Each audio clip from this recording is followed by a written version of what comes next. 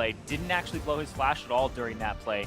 And I think that that was something that I know I praised him a bit coming into this week because he was creative with his jungle routes, but then it just seemed like he disappeared. And Ades was talking about Dignitas being a reactive team. I think a lot of that needs to change from Chaser stepping up and being more proactive and causing the team to follow with him. Especially on a champion, like Lee Sin, one that has got to go in there, make those mechanically precise plays, and be confident in his ability to do so. That's what you want to see from somebody, is being able to know exactly what your limits are and pushing those. Yeah, in the mid game, late game, Lee Sin is kind of like what I would consider a pawn in chess. If you can get a really good piece for your pawn, you're golden. You're like, ah, that was my job, right? You start off as being something that can cause a lot of pressure, but then you change it to you're the pawn at the start. You do everything. You're like, oh god, everybody has to worry about me. I could be anywhere. I have so much threat. And then he's a pawn, and it's like, oh, got your rook. Like, yep. Kick back to mid lane. Still a value trade. Still a value trade. I jumped into the back and died, but so did your guy, who's way more important than me. Yeah, that's kind of the job. But the bans this time around, Dignitas going to be removing that Olaf first and foremost yet again, with Varus and LeBlanc following that one up. Graves and Malzahar, again, the same first two bans from Phoenix1. We'll have to see if they finish off with the last one in the same style as game number 1, or if they want to switch things up here a little bit in game number 2. Elise is going to be banned away. They picked it last time, but they don't want Dig taking it this time around. Yeah, it's also a comfort champion for Chaser as well. And then, like you said, they first picked it both as denial pick and to have it for themselves and have comfort from Meteos. But now, still on the table, the Rise up there, Jhin, Jace, Renekton. Some days thinking about that Jace. Camille. I mean, Ryu did a lot of work on this last time around, so you might as well keep that out of his hands. Grab it for yourselves, too, as the Fizz Hover comes in from Zig. It's a bit of an unusual pick in its own, but we've already gone through a series today, Zyrene, where we saw Mordekaiser and Blitzcrank not just in the same series, but in the same game. So I'm just completely open to anything at this point in time. Yeah, it's a great bottom lane. They both take Relic Shields, give each other CS back and forth, and you hook somebody, you have extra movement speed towards your guy. So it's honestly a great combination and makes it a kill lane early. Do you remember the days when that item first came out and it was really busted and people just quit playing jungle and played double melee top laners with Relic Shields? That was BS, dude. That was a weird time in League of Legends history. I had no idea what was going on, but Phoenix1 going to go ahead and start off this first phase of their own draft by locking in the Ashe and picking up the Rengar for Meteos. Yeah, NA Rengar might strike again. Dun, Meteos, the 2 games that he ended up losing yesterday against CLG were his 2 Rengar games. Rengar, 0% win rate in that series, even when Smithy played it. So, going back to that. When stuff like that happens, I always love reading the commentary on Twitter and Reddit, because you see the guys saying things like, hey guys, Rengar lost in the first 2 games. What's the game plan for number 3? How about Rengar? Oh, sounds great. Yeah, sounds like great. Yeah, Let's lock that Rengar right in there. To be fair. Hey, this is a different day. Exactly. This could be a whole new dawn for the NA Rengar, and maybe Meteos is the one to usher in that new dawn. We'll have to see. His target this game is going to be an Ezreal, picked up for Lod on the side of Dignitas, as now Dig has to think about what they want to run in the jungle, and the answer is going to be Lee again. Yeah, when you see the Rengar, you're basically like, I don't want to play Jhin in any world against this guy. I love my team, but you guys cannot peel worth a damn to stop this Rengar from getting on me. So he's going to play the Ezreal, which is so much harder to get onto. He can leap away from the jump with his E, and also that's what ended up winning the match from Counter Logic Gaming against Phoenix1 yesterday as well. Stixxay on the Ezreal, standout performance. Such a clean game. Such a good game from him too. And that was up against that Rengar, so it was so hard to close that gap. Yeah, what's a better target for a Rengar than an AD carry who roots himself? Jhin is just such a lovely matchup for Rengar to go into there, but Phoenix1 going to go ahead, grab their top laner as the final pick in the first part of the picking phase. So now we're on to ban phase number 2. They're going to go ahead and take the Rumble off the board, make sure Someday's not getting his hands on that one. Yep, take the Rumble away from Someday, which would be the good matchup into the Shen early. Interesting from Phoenix1, they have a lot of engage. They seem to be a team that drafts heavy engage. They don't seem to be so much about that poke life unless it's like a really quick one with a Jace. But they're more about hard engage with Arrow, jump in with Meteos, try to get a Cocoon or some type of CC. I'll be interested to see if the Orianna ban comes out here from Dignitas or if it's something like a Rise, because Orianna would go really well with the composition for Phoenix1 so far. Double top lane focus coming out from Phoenix1. Rumble and Nautilus removed. Syndra, the first option taken off the board by Dignitas. We'll have to see if that Orianna mid lane focus comes out or if they have another type of a plan. Only a couple seconds left to go before they do have to lock that decision in, and it's going to be Ahri. We've seen some strange stuff. We've seen an Ahri be played. We've seen a Talon get played. We've seen a Talon ban yesterday as well. So mid laners are kind of just playing a whole wide variety of things that banning mid lane in your second phase just kind of becomes, we don't want to deal with this in any world. It's not, hey, we're not banning Ryze. We're banning this really OP thing. It's just we don't want to deal with this specific champion. Yeah, the only one that people think needs to be removed is the LeBlanc in pick ban, and that's it. LeBlanc, very, very dangerous still, but Nami is locked in for Phoenix1 as the first pick of the second part of the draft. They're going to be having that same Nami Ashe lane that they did in game number 1. We saw how effective the Nami was both during the laning phase and when the mid-game fights broke out. There was one fight where his heal was specifically what kept Ryu alive. So not surprised to see this pick coming out again, and the response is a regular old unbenching. Dignitas going to be releasing that into the wilds, seeing what they can do when they unload the Toad, unclog the Frog, do whatever else they want to do with Tahm Kench, because he is on the team this time around, going to be looking to keep that Ezreal, that Jace, and anybody else safe when the Rengar and the Shen invisible two-man torpedo comes in, looking to lock them down. Yep, and so that's going to be a big thing that Meteos has to take into consideration, as well as Zig in the top lane on that Shen.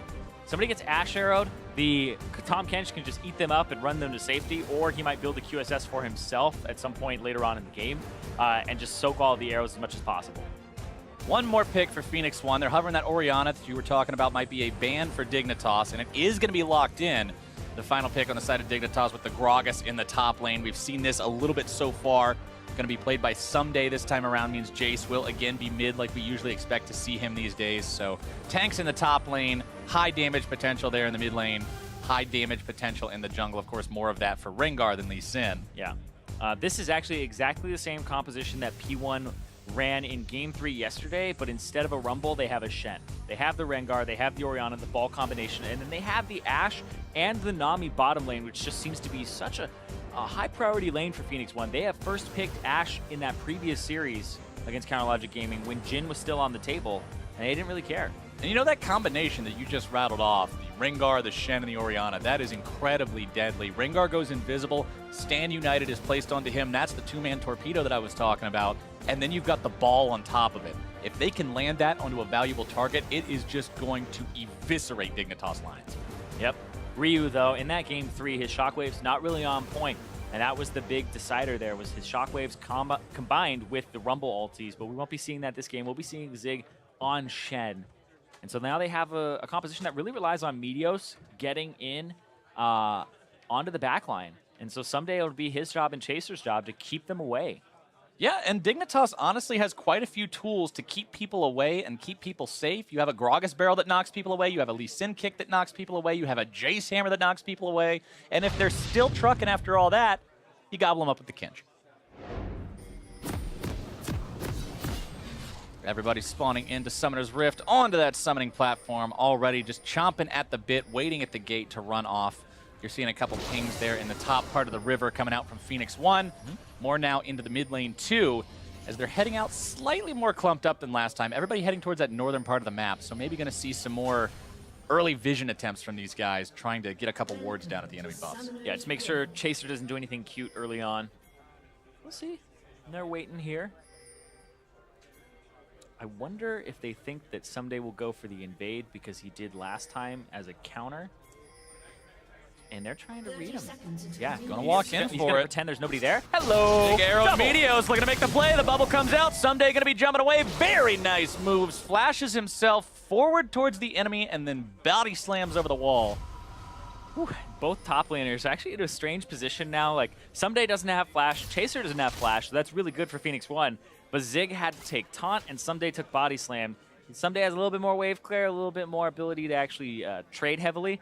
Zig doesn't have that Q, so he's kind of weak in the lane right now. He'll probably get shoved in. Yeah, both of them didn't want to take that ability at the start. They would both have preferred something else, but the attempt from Phoenix1 was there. It is just going to be that flash for the flash in the top lane. Well, not in the top lane, excuse me. The flash of the jungler and the top laner on the side of Dignitas. And right here, Phoenix1 giving a hard leash to Meteos. They're going to give him everything. They're going to give him damage from Shen. They're going to give him an Orianna ball. They're going to try to get him up there as soon as possible. And we'll see what happens here, because this could be Meteos going for a gank to the top that's flashless, and will probably shove in because it's Gragas has more AoE available to him than the Shen. This may be Chaser's 2-minute and 30-second gank that we see coming. And one thing I want to go ahead and point out real quick as well, talking about these top laners, you can see due to our lovely UI edition of the keystones on the side of the screen there, it is Grasp of the Undying for Zig versus the Courage of the Colossus for Someday. So Someday is going to have the big shields in the team fights, but the laning power is going to be more there and more evident for Zig. Yeah, Shen's pretty much always take that because of the trading power and the percent HP. And it looks like Meteos is not going to go for the Krug Star. He's not going to go for the third camp as that, which is a little odd because, I mean, you could definitely cheese Someday here if you wanted to. He's just not a fan of it, man. Nope. Doesn't want to go for those cheese plays. Keen going to hit level 2 and immediately jump in onto Ryu. Grab some damage on him there. Now walking off to the side just to make sure that nothing's going on too crazy just yet. Throws down a ward to make sure of that, but Meteos is actually going to be on the other side of the map. Now moving into Chaser's territory. These two are surely going to find each other here. Meteos looking to make the one-on-one happen, finding a lot of burst with that Rengar. Even more coming through. Chaser almost able to do it, and he does! Chaser wins the 1v1. Now Adrian forced to flash over the wall. Arrow's going to be grabbing the blast plant out as well. A mistake for Meteos. Yeah, Meteos got there just a second and a half too late, where Chaser had the setup. Chaser saw Meteos approaching. Now it puts the bottom lane in a compromising position where Specialist gets to walk forward and zone them off of the wave. And you saw how close that 1v1 was. That was literally a one auto-attack 1v1, and the difference, like you said, is that Chaser was in the brush and got the drop on him. Yep, he got there just a little bit sooner, and that's all that matters there. He had the blue buff as well for a little bit more CDR, and a little bit more energy regen. Don't know if that would have made the difference there. It didn't look as closely in that moment. But also, Meteos, he still had his flash. If he had been prepared to flash Q or anything like that, it would have been a very different fight. Someday going to be bopped around a little bit by Zig there in the top side, utilizing the power of that Grasp of the Undying, as well as just his kit in general to shield himself up and take control in those trades. But here's this 1v1. Yep, gets the E, gets the opener there.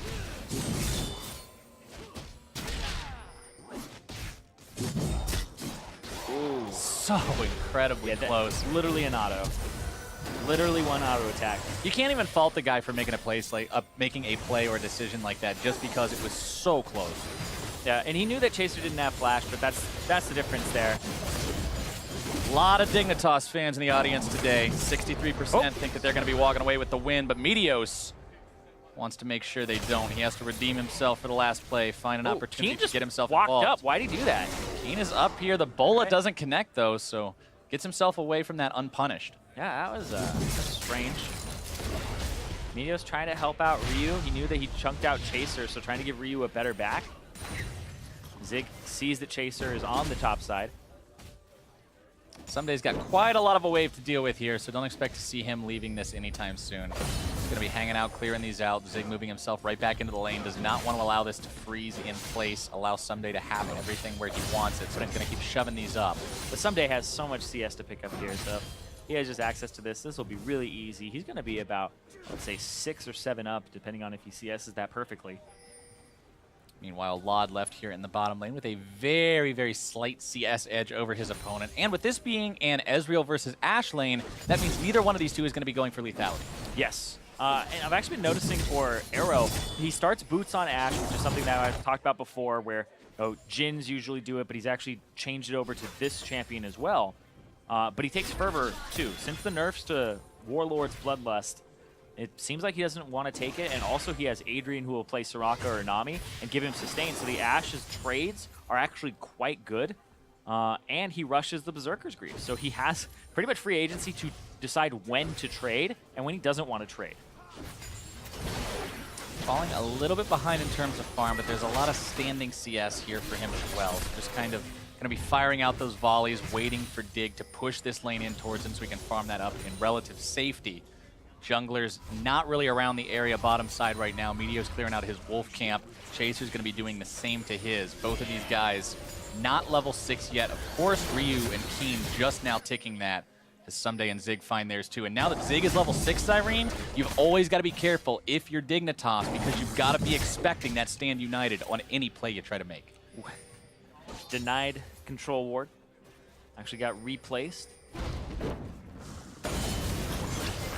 Yes, you do have to worry about Zig in the top lane. That's the power of the Shen. You bring it because you can get around and be mobile. And here, look, 4 people to the top side. They're actually bringing Tom Kench here, bringing Lot here as well. But that's the response, right? If Stand United is going to save 4 out of 5 people on the team, you go for that last man. You go for the guy who can't save himself. How does Zig play this?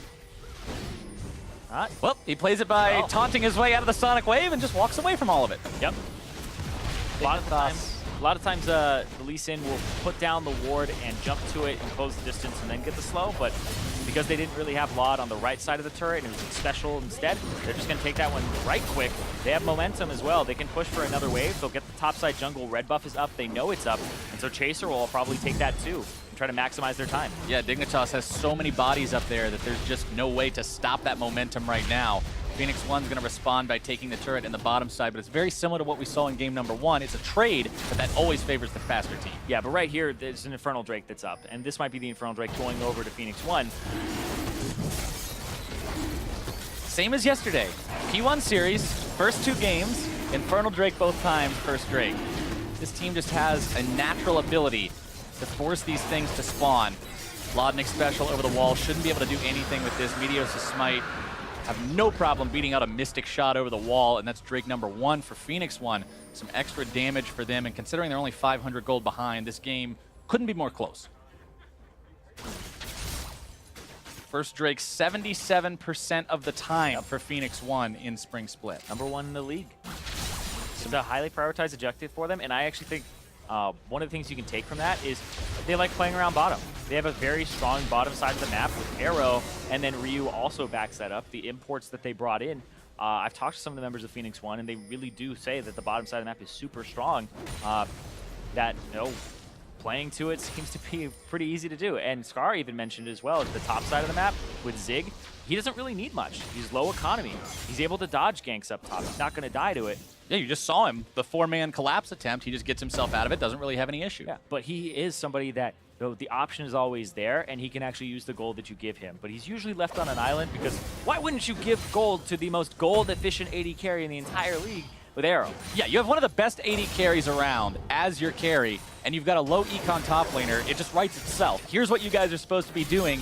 Drake control is going to be yours. Yeah. Arrow and Adrian now, though.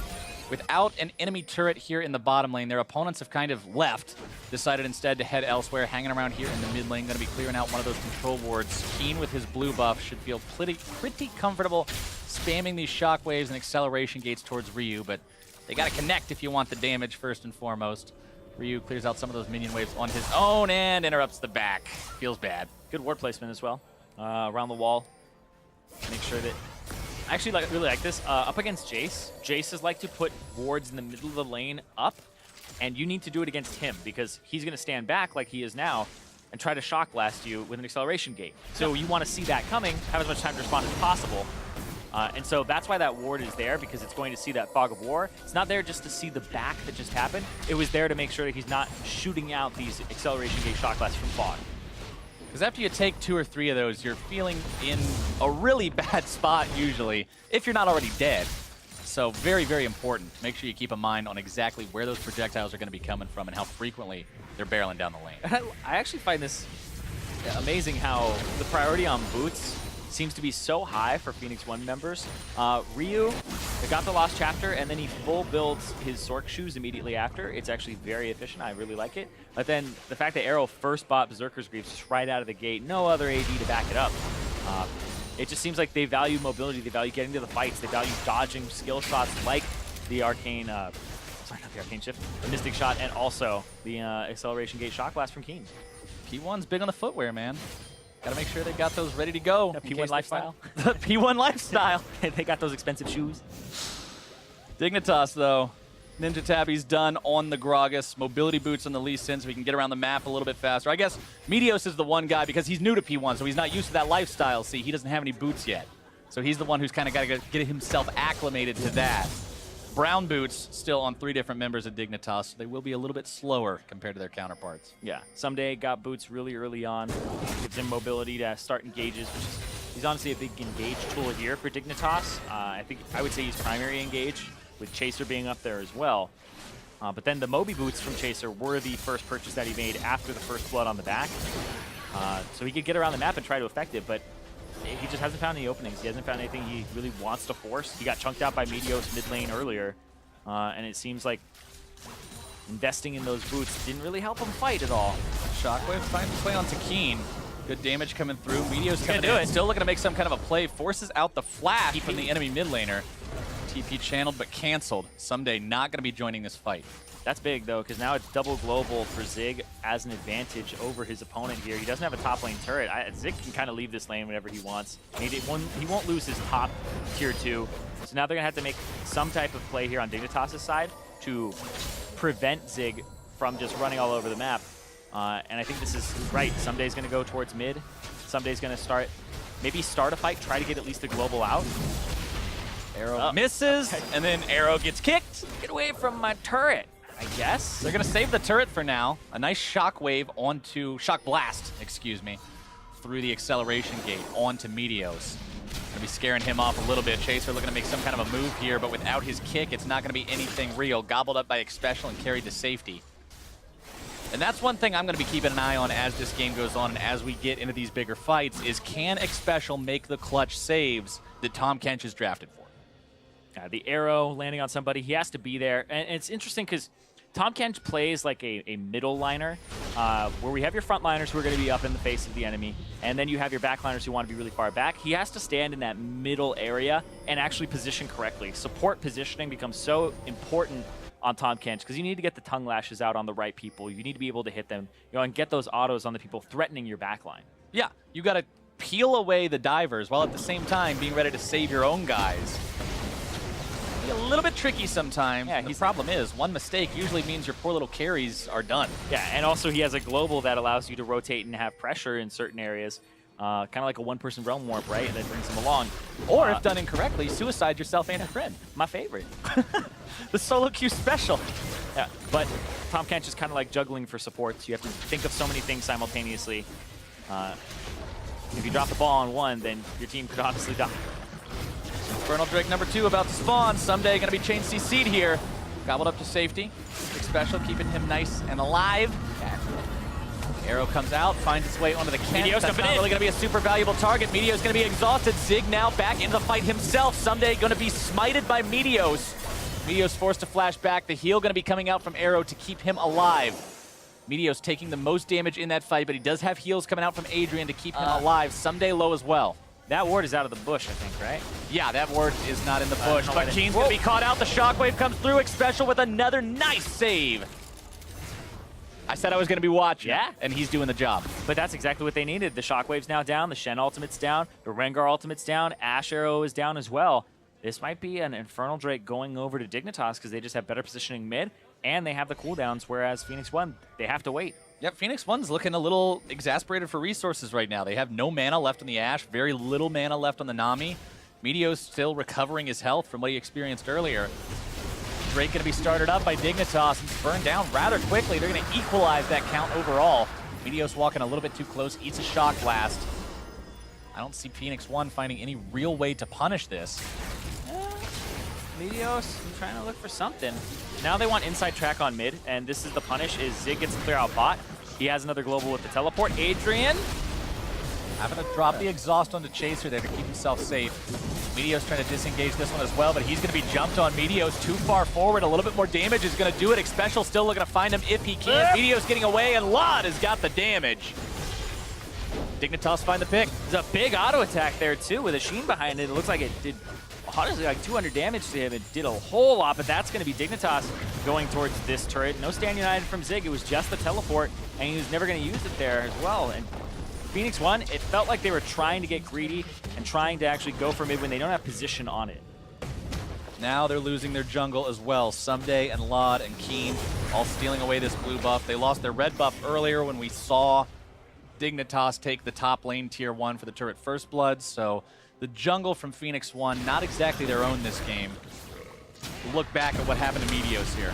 Yeah, the exhaust blown onto Chaser, and Meteos slowed down, trying to get some distance with the Q. The Q dash distance was actually nerfed in the Rengar nerf. All right, there, yeah, that's like a health bar and a half, so a lot of damage there coming through from Lod. You don't expect to see that normally because the Sheens are almost always with the Mystic shots on Ezreal, so you just expect to see big Mystic shots and really underwhelming auto attacks. But when you Arcane shift forward and then the Sheen is on that, it catches you by surprise sometimes. Keen now might be caught out on his own. The bubbles come through. There's so much CC, and Ryu's going to be the one who grabs the kill. Now Phoenix1 with the enemy mid laner down are looking for the top lane tier 1. Yeah, that was also the teleport from both Zig and Someday, and they both canceled. So cooldown, of course, going to be lower, but that's still that global down from Someday. Keen has teleport as well, so Dignitas were looking for a 1-3-1, but they don't really have the advantages to do so. You can even see in mid lane, it's about 30 CS difference between these two mid laners. So Keen not really just powered up at all. He was trying to split there, and he got caught out. Adrian taken low. Stand United used onto Meteos by Zig so that Zig can join this fight. Volley trying to be used for disengage. Zig taunting himself over the wall, going to be Dragon Chaser with him.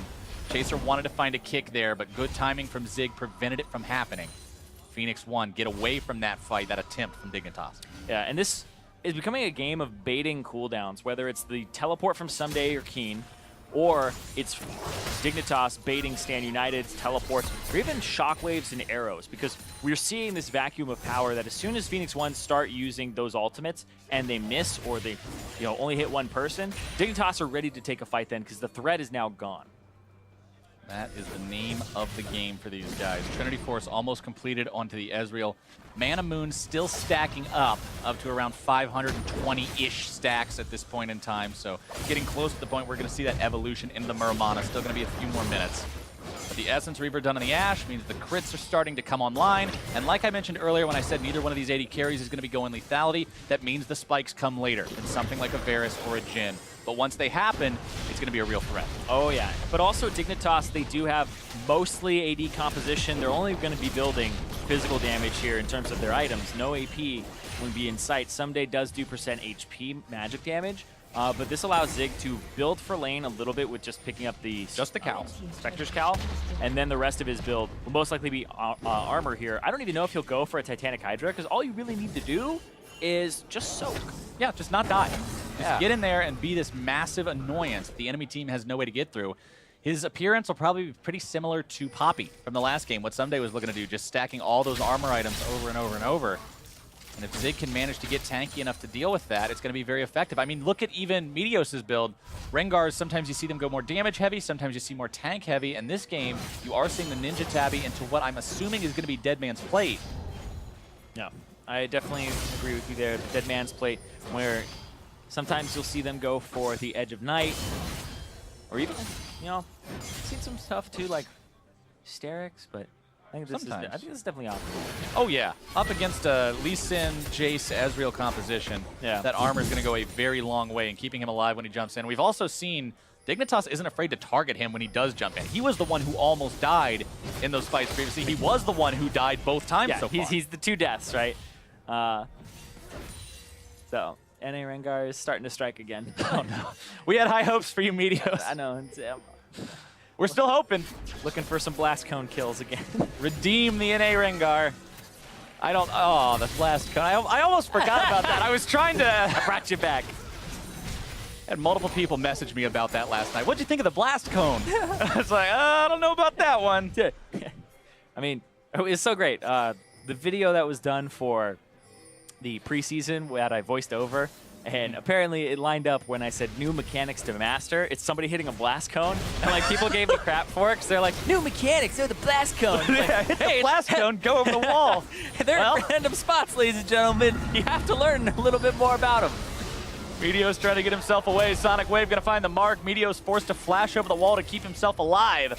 Chaser with a good pop on the summoner spell.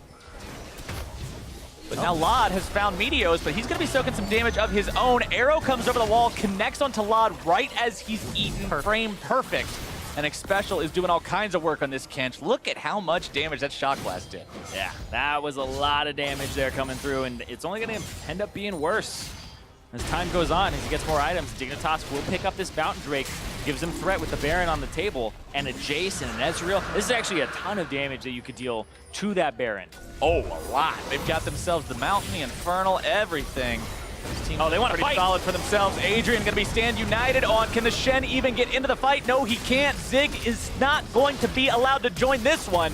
Shockwave comes out, not going to be finding Someday. Ryu trying to keep himself alive. Exhaust going to be used. Shock Blast not finding the mark. Someday still looking to catch up. The barrel is down. Take a swig, Ryu. Someday's grabbing the kill. 1-0 and 2 on the big man. As Phoenix1 has lost themselves 2 guys so far. They're trying to hide. They're trying to hide. It's not going to work. This is a bad game of hide and seek. Meteos and Zig have got to find some kind of a way out of here. Yeah. But 4 versus 2 is not the kind of fight anybody wants to be taking. Lod hanging around in the back, making sure he doesn't walk too close. Yeah, they're trying to buy time so that Arrow can shove mid. It's like, at least get something, but it's not going to be done. He kicks one into the other, and they are toast, at least Meteos. Zig going to be chased down now as well. Keen popping the flash to go after him. There is no blast cone today. Don't even bother looking. Zig's going to be run down, and Dignitas goes up 6-1. But they bought time for Arrow to come back, get pressure mid, pick up the mid turret. Ryu is also back running down, and Adrian is here as well. The Baron attempts coming out, though. You talked about how they were going to do it fast, and yes, they are. Still 22 minutes. Down to about 1/3 HP. Chaser and Someday tanky enough to soak for it. The arrow comes out, only hits Special, and Dignitas has found some awesome success. That was super close of being picked up there. And Phoenix1, honestly, in an awful position there, but Someday, the punish, he actually flanks from the top side when the fight begins. His cast was beautiful because it made Arrow have to flash over and go to the other side of the wall, and he was completely cut off from the fight and sectioned off. And this is a composition that is super mobile with the Ezreal, with the fact that they have the acceleration gate, and they have this Gragas that can get over walls as well, up against an Orianna, a Nami, and they also have an Ashe. So it's honestly quite easy to get really good ultimates off from Someday, and he seemed like he was on point for that one. Dignitas now has a 4,000 gold lead. They've got Baron buff up and running on everybody. They're pushing 5 men strong down the mid lane. Edge of Night active on the Jace to make sure that they can't do anything on him. And this tier 2 is going to be destroyed very, very rapidly. That one is just done before I can even finish the sentence. Now they've got 2 more in the side lanes they should be able to pick up with relative ease. And now they're going to the bottom side, pick up that one. Zig still top. Stand United coming off cooldown in about 2 seconds here. But we haven't seen a combination. We haven't seen a Shockwave actually land true. And you can see Ryu building magic penetration immediately after. He's going for the Haunting guys. And has an inventory here. And when we started this game, when we started this series, I should say, we saw the words from Lod saying, you know, this team, they don't really know what to expect from us going into this because they've got Kopp as this new coach now, and they're doing some amazing stuff in this game.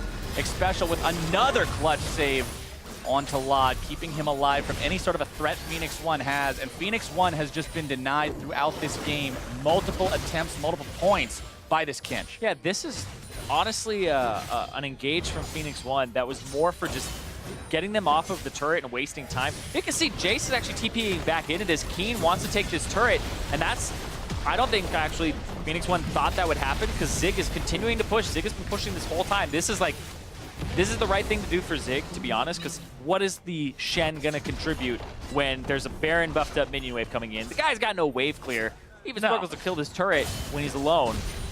Yeah, he's going to have to ding that thing a few more times with that scalpel to actually manage to take it down. But it's so easy in solo queue to rage at the split pusher, but if the fight's already lost, you lost somebody, or the position is already bad, and he doesn't contribute to the defense at all, then just let him take a turret.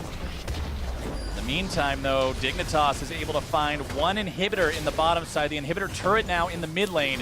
Inhibitor under pressure itself. Lod firing the damage into that one. Yeah, Shockwave is back up for Ryu. It just came off of cooldown. Adrian going to be kicked back right into the fight. Stand United going to be used. Shockwave finding no one. Ryu juggled around. Beat down. Keen grabbing the kill on that one. Adrian still low but still alive. Sonic Wave's going to change that one real fast. Mystic Shot grabbing the kill. Zig now the target of all 5 Dignitas members. They've got themselves a 5v3 for the next few seconds. Special showing that he can eat people in a very painful way to unbench that Kinch as Dignitas is heading for the Nexus. First turret now under pressure. The minion wave is coming up. They've got it enchanted with the Baron buff. Meteos coming around from behind. What is he going to do as a lone Rengar? Looking to make the move onto Chaser. Already saved by Special, though. Spit right back out into the maw of the enemy Nexus turrets. They are done.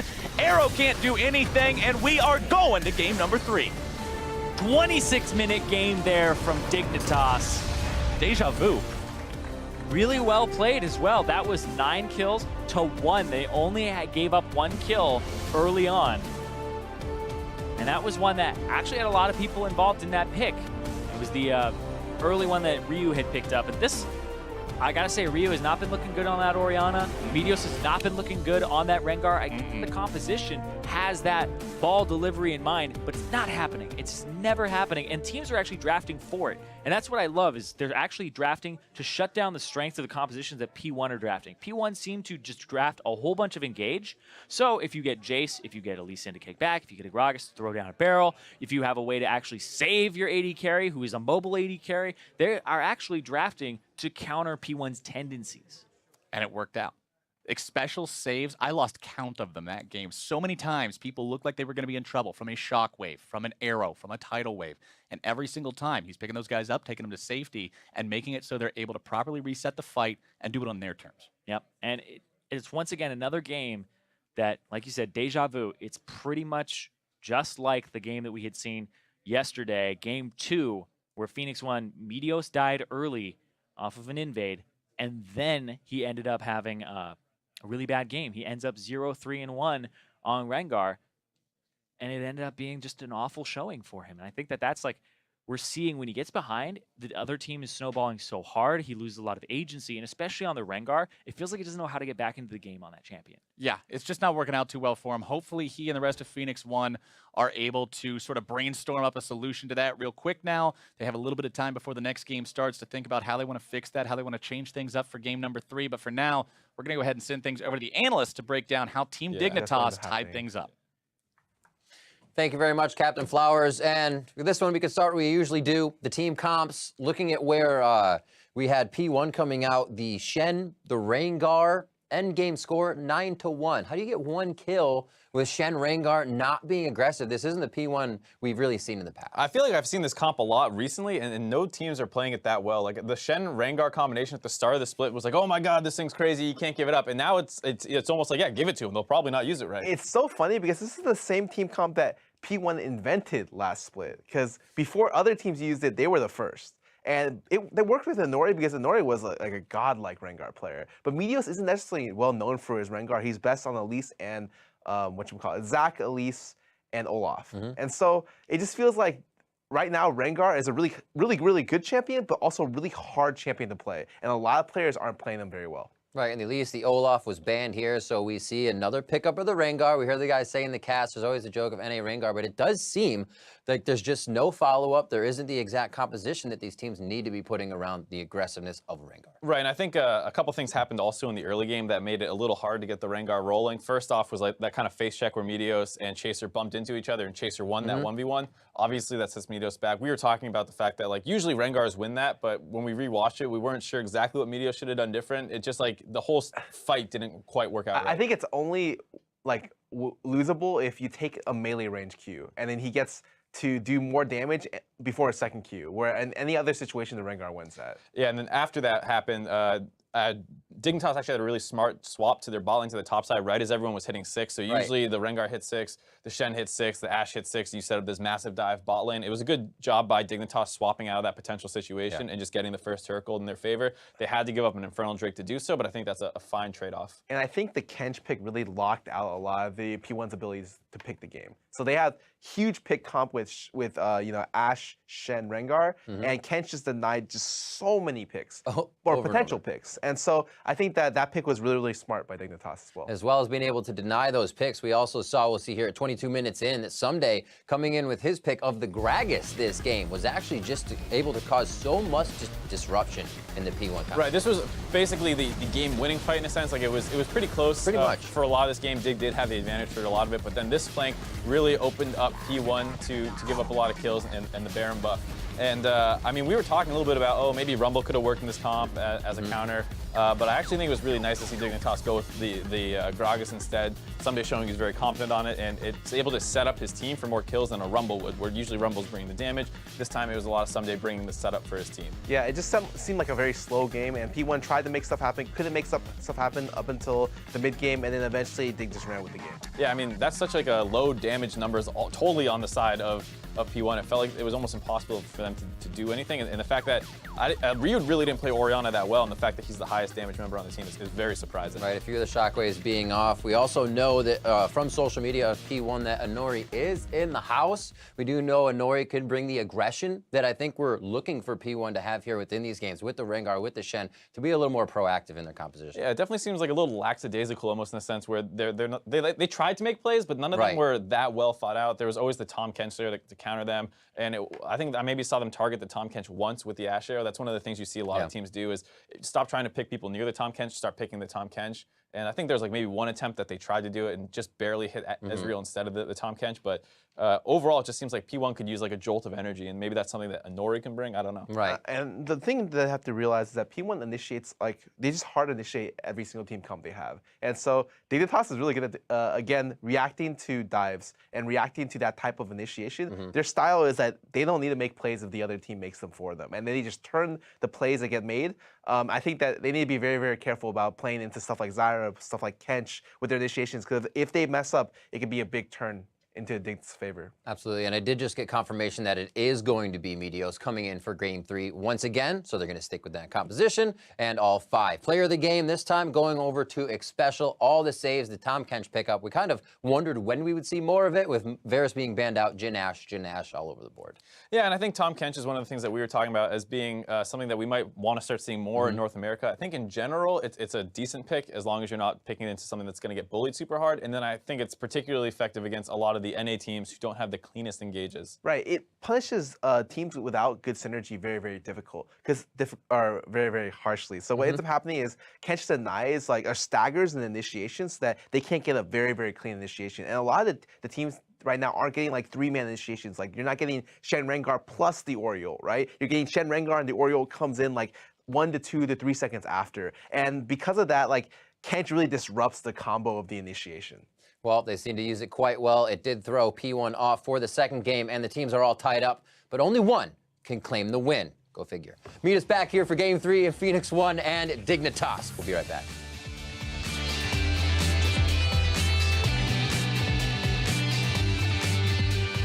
That's what I'm saying. Yo, guys, let's play like we're like from the future, dude. Let's play like we're from season 9, dude. Yeah. Imagine like what knowledge we would have if we were from season 9.